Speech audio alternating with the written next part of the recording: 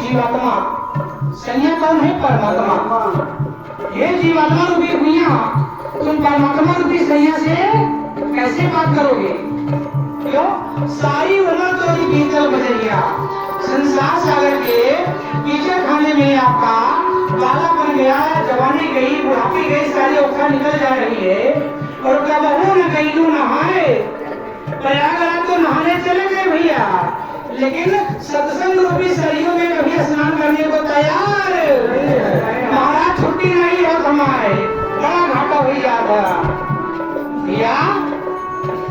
तो बताइए, तो परमात्मा रूपी सैया से कैसे बात करेंगे आप?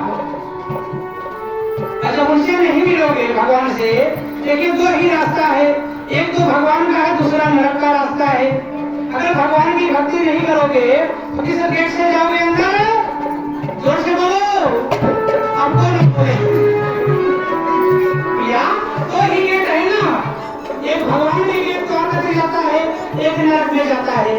जब गुरु की भक्ति, भगवान का भजन नहीं करोगे तो किस गेट से अंदर जाओगे? अब कौन बोले भैया? भैया मेन गेट। तो जब नरक के गेट से हम जाएंगे तो क्या लेकर के जाएंगे दुनिया से? अरे जाना पड़ेगा तुम्हें काली कोठरिया, जाना पड़ेगा तुम्हें काली कोठरिया, जाना पड़ेगा तुम्हें काली कोठरिया, काली कोठरिया हो काली कोठरिया, काली कोठरिया हो काली कोठरिया।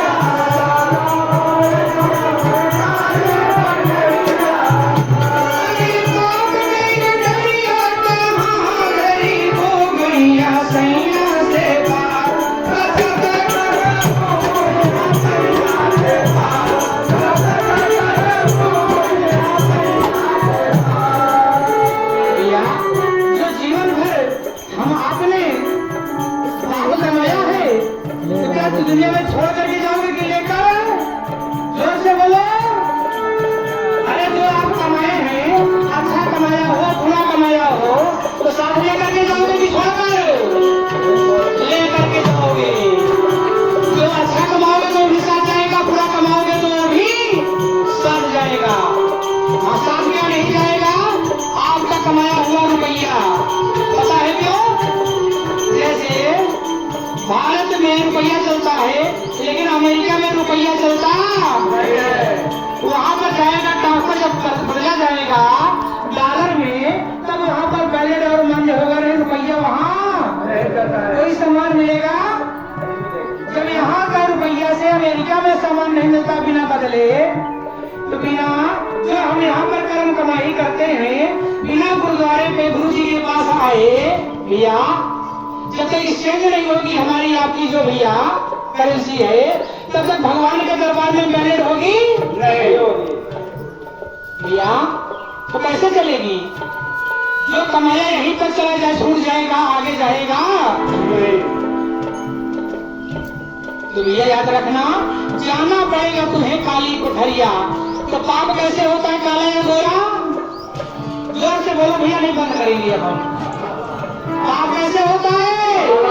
जोर से भैया। तो इसीलिए कहना क्या है भैया कि झूठ बोले। गुरु जी के मोबाइल में बन रहा है। अच्छा देख लो भैया,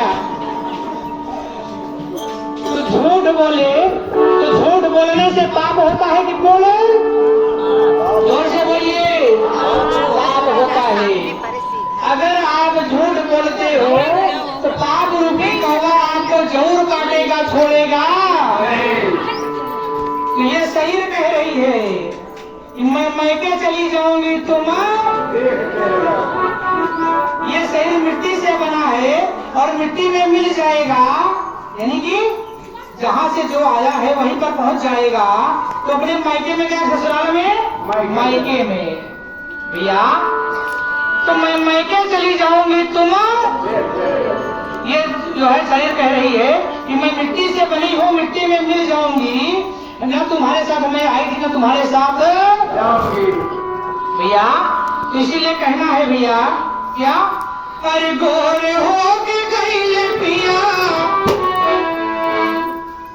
अरे गोरे हो के गई पिया, लौट के आया करिया, नौकरिया पिया छोड़ दिया। हाँ भैया, बड़ा ही सुंदर भाव है इसका। गोर हो के गई ये पिया, जब यह जीवात्मा परमात्मा के दरबार से आया तो निर्मल गोरा चिट्टा बिल्कुल साफ सुथरा, कोई पाप करके आया था नहीं भैया। तो गोर हो के गई संसार में जब आए तो बिल्कुल साफ सुथरा, लौट के आया करिया। तो महाराज के जरे कोठरी में रह करिखत लग गए थे भैया। अरे करिखा लगे वाला काम काहे करो भैया। भैया जब संसार में दुनिया भर का हम भला बुरा करेंगे, जब पाप कमाएंगे, तो जब जीवात्मा लौट करके जाती है यहाँ से पाप कमा करके, तो लौट के आया नौकरी का पिया छोड़ दिया। ये जीवात्मा कह रहा है कि हमें ऐसे संसार में दोबारा नहीं जाना है जहाँ पे हम पहले से ज्यादा गंदे हो जाए जाने पर भैया। और भैया आजकल समाज की दशा क्या बन गई है भैया, बिरादरी का खेला है भैया, नहीं है। अगर कोई क्षत्रिय है, कोई कार्यक्रम करेगा तो उसके नाते रिश्तेदार आएंगे, ब्राह्मण है तो उसके नाते रिश्तेदार, मौर्य है तो उसके, वर्मा पटेल है तो उनके, किधर को बुलाते हो भैया, यानी बिरादरी में ही आप बुलाते हैं भैया। तो आप ये बताइएगा, तो आप लोगों की दशा कैसी है पता है। एक समय की बात है भैया, भैया एक समय हुआ क्या, किसी गांव के किनारे पर, यानी कि बगीचे के बगल में एक वेश्या का मकान था। किसका, जोर से बोलो भैया। तो वो क्या सोचती थी, साधु देखिए भंडारा करते हैं तो साधु संतों को, महात्माओं को बुलाते हैं, हमें पूछते नहीं है। ठाकुर के यहाँ होता है, ठाकुर साहब अपनी बिरादरी को बुलाते हैं, तो हम भी भंडारा करेंगे तो अपनी बिरादरी वाले को भैया। तो हुआ क्या, उसने क्या किया, भंडारा किया भैया। तो थोड़ी ही दूर पर एक महात्मा जी की कुटिया थी।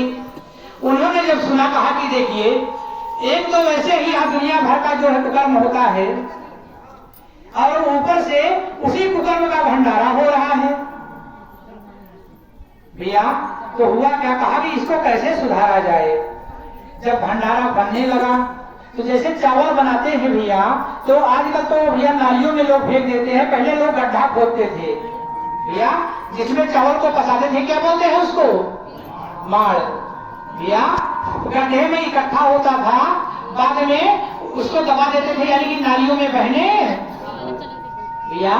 तो गड्ढा खोद करके उसी में चावल को पसार के कभी माड़ इकट्ठा हुआ था, और महात्मा जी गए, न्योता तो मिला नहीं था भैया।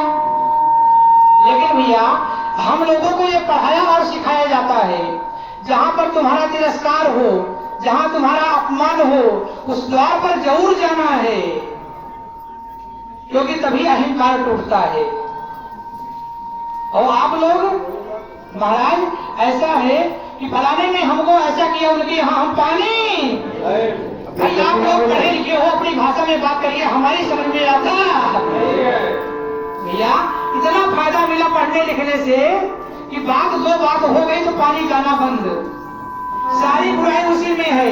मिलेंगे तो बोले चलेंगे, नाश्ता होटल पर एक साथ करेंगे, चाय भी एक साथ पिएंगे, खेत में मिलेंगे, हालचाल एक साथ होगा, निमंत्रण होगा, एक गाड़ी पर बैठ करके जाएंगे, लेकिन खाना एक दूसरे के यहाँ नहीं होगा। सारा पाप उसी में घुसा है। बोलिए, कितना फायदा पढ़े लिखे से है भैया। तो महात्मा जी ने क्या किया, जब वहां पर मार पसाया गया तो जा करके बैठ करके गड्ढे के किनारे और अपना हाथ उसी में रोने लगे। इतने पर जिसके यहाँ भंडारा था, जिससे के यहाँ देखी, कहा कि महाराज लग रहा है पढ़ाई जाओ तो हाथ दिमाग काम नहीं लग रहा। अरे महाराज इसमें धोने से आपका हाथ साफ हो जाएगा। अरे कहा कि बेटा ये बताओ, तो जो तुम कर रहे हो इनको खिलाने से तुम्हारे बैकुंठ मिल जाएगा। बस सतगुरु भगवान जवाब मिलेगा। जैसे माड़ में गंदगी में हाथ धोने से हाथ नहीं साफ होता है, ठीक उसी प्रकार तो हम जिस जो है गृहस्थी में आते हैं भैया ना, अगर हम कहीं भंडारा में जाते हैं, जो कुछ हमें आपको सेवा के परिणाम स्वरूप जो हमें मिलता है उसको उस गृहस्थी से निकला, उसी में हमने फिर लगाया तो प्रकाश मिलेगा नहीं। यानी उसी से निकला उसी में हाथ धोना है। फिर उससे जब तक परमार्थ नहीं होगा, सेवा नहीं होगी, तब तक आपको प्रकाश मिलने वाला नहीं है। कि मिलेगा। तो भैया वहीं पर उनके चरणों पर महात्मा जी के गिर गई, कहा कि महाराज सारा भंडारा खत्म हो गया, कहा कि भाग यहाँ से अपने अपने घर। उनकी शिष्या बन गई और अपने जीवन का कल्याण करने गई। तो भैया तो जब जागो तभी सवेरा है। तो जब ऐसे अधम से अधम लोग सुधर सकते हैं भैया, तो बोलिए क्या उनसे भी आप गए गुजरे हैं? जोर से बोलो। एक तो बड़ी समस्या है भैया, जब हम बोलने को कहते हैं तो कोई नहीं बोलता है, जब हम मना करते हैं कि ना बोलिए तो समय फिर महाराज क्या करेंगे। हमारा ये बिरादरी का असर है, खानदानी ये सुधरने वाला। तो भाई अपना सहूर अपना गुण अपने पास रखिए भैया। हमारे गुरु जी ने जो हमको दे दिया उतने संभाल लिए, इतने बहुत है हमारे लिए। बोलो सतगुरु भगवान की। अरे जाना पड़ेगा तो है काली,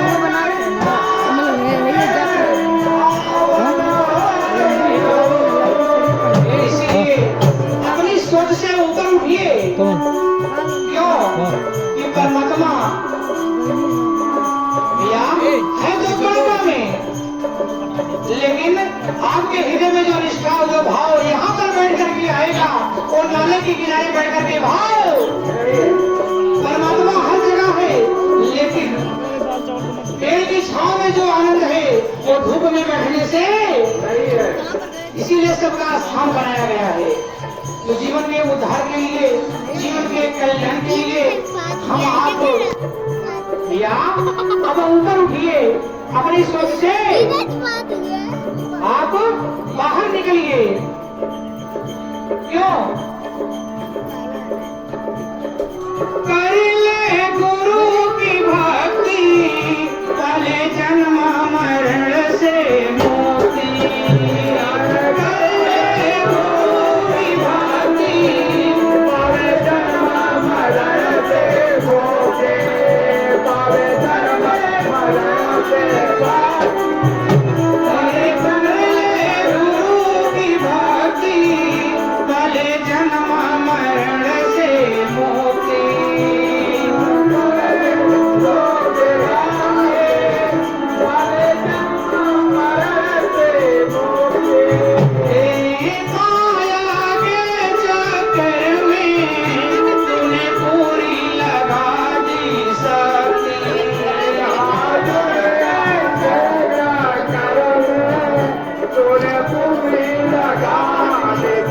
तेरा जन्म गवाया है तूने बेकार मेरा जन्म गवाया तेरा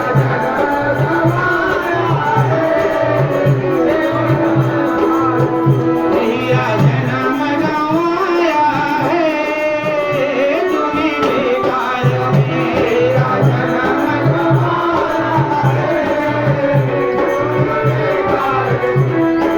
सोचो जरा करो मन में विचार मानव जन्म नहीं हर बार योग आया है इस संसार में योग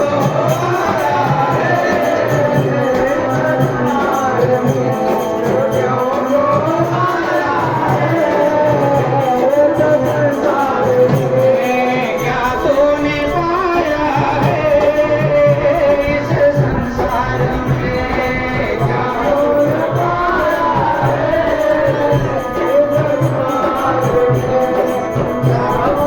पाया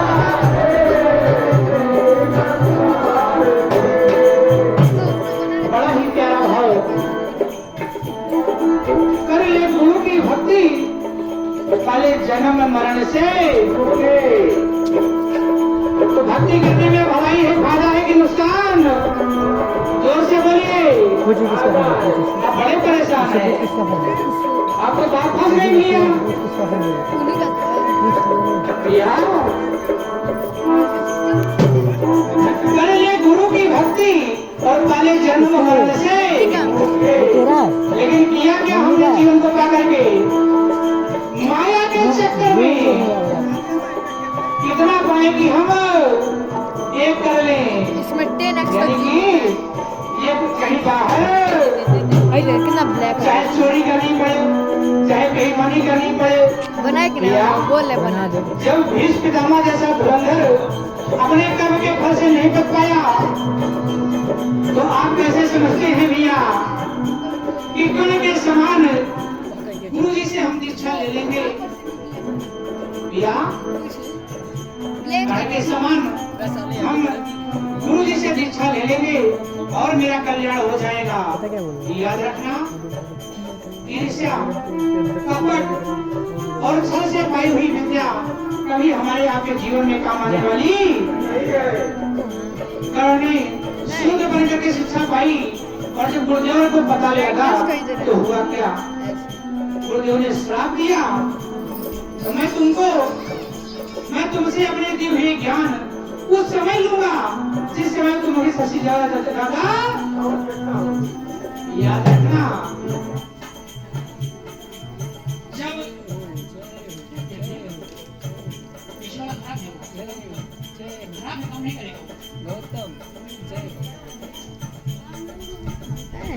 वाला कुछ भी करो कुछ मरी तो मोबाइल कौन सा याद रखिएगा उसमें ना जो वो मारी है ना वो जब मरली ना तो पूरा देखो हिल हाँ भैया तो याद रखिएगा जब कर्ण को सबसे ज्यादा जरूरत पड़ी अपने गुरु के दिए हुए ज्ञान को तो गुरु जी ने ले लिया कि छोड़ दिया तो आपने अगर गुरु जी की आज्ञा का पालन नहीं करोगे तो गुरु जी अपने दिए हुए ज्ञान को लेके कि छोड़ देंगे जोर से बोलो बड़ा अच्छा लग रहा है कहते हुए भैया याद रखना और उस समय लिया जाएगा जिस समय आपको उसकी ज्यादा जरूरत होगी और आगे जाओ क्यों और कर्ण अपने कर्म फल से नहीं बच पाया या द्रौपदी ने सिर्फ इतना कहा कि अंधे का पुत्र अंधा होता है इतना कहने में कितना टाइम लगा 2-4-5 सेकंड नहीं और कितना मिला भैया जब